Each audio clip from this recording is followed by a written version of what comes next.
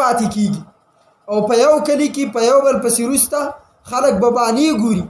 لکه علما لیکلي که دا قبله الله یو نوی ګرځولي تاسو به زمونږ دا مساجد لیدلی وي په دې کې به چا شمال ته مخ کولی چا به جنوب ته مخ کولی چا به مشرق ته او چا به مغرب ته د یو بل سره دشمنۍ د وجې نه د قشانته امام خلک په دې وجه نیسي چې د ټولو په اتفاق نو هغه امام ستا لپاره 5 وخته حاضر دی او دویمه وجه پکې دا ده چې د جمعې په ورځ کوم مخکې خطاب کیږي دغه خطاب په دې باندې اهل علاقه ټول متفقي اب کې د وخت د ضرورت مسائل وي اور کله کله یو سړی په منبر کې نو خلکو ته درس کوي نو چې زه تا بار نه منم په مسجد کې دنه به دې څنګه منم او دغه چان درس او تدریس دا هم دا خلک نشي کولی یو علی با خپل بچی په کور کې کینو ته پیات کې زت چیلنج درکو دا خو د عالم او مولا برکت دی نو ته بیا هغه ضرورت پوره کې او تاسو پنجاب ته چرته لاړ شئ دا پرفیکټ خبره د زتلم په خپل پنجاب ته چور نه وځي نو خلک به دي دومره ونازي چې انسان د علم څخه شوق خپیدا شي او دا خبره ده ولی کستا د مسجد امام د ټولو نه زیات څخه جامع دا غي پټکې داغه خرابي خوراک داغه خرابي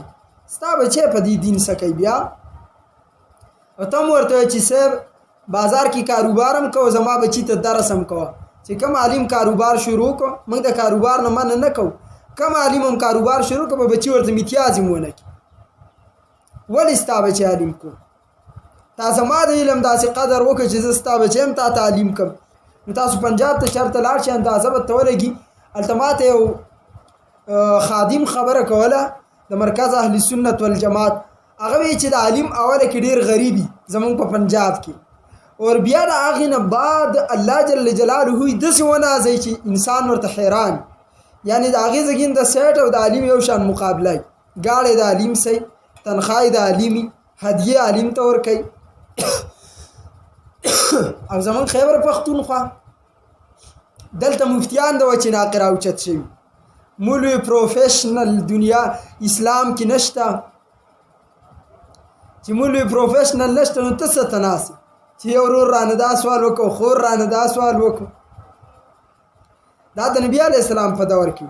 کزه تاسو ته آسان مثال لرکم پیغمبر علی السلام تجارت کا خو چې کله پیغمبر علی السلام د نبوت ډیګری سمبالوله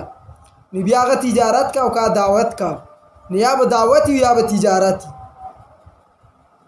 داخله د امام ابو حنیفه مثال ورکړي چې هم تجارت او هم دعوت امام ابو حنیفه رحمت الله علیه خپل تجارت دکان کې ناس نو هغه شان تجارت دي ته مولاله شروع کومنګ مورته تیار یو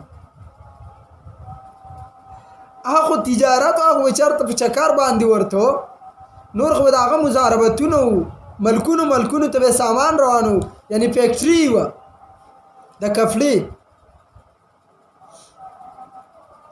نو دې د سی بیا د ویل شي چې دا سرکاري تنخواه دي استادانو ته نه ورکي